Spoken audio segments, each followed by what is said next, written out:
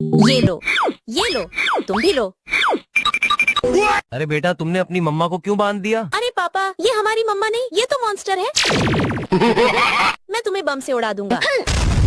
अरे बेटा, मैं तो तुम्हारी असली मम्मा हूँ, तूने मुझे क्यों बांध दिया? तुम मेरी मम्मी कभी नहीं हो सकती क्योंकि तुम्हारे पीछे पूंछ लगा है।